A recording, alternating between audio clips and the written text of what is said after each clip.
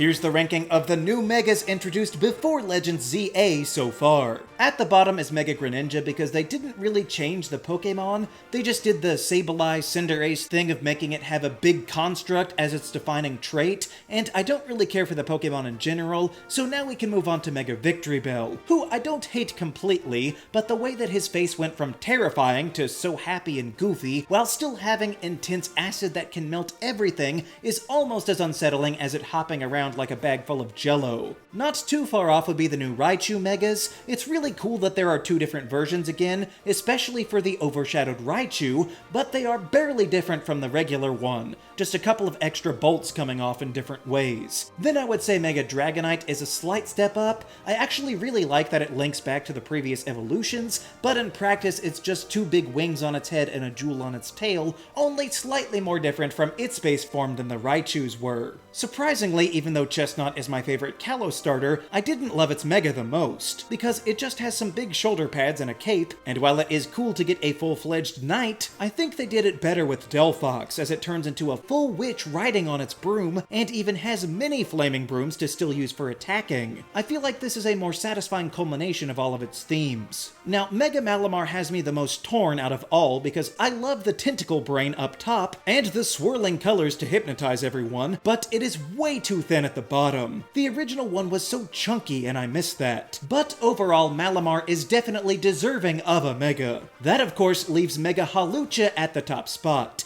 And this is coming from someone who doesn't really like Hawlucha that much. Just the fact that they doubled down on the wrestling theme is amazing. With the whited out eyes and the golden sparkles as perfect touches to the outfit, it truly does look like the next power level up, which is exactly what Megas are supposed to do. So,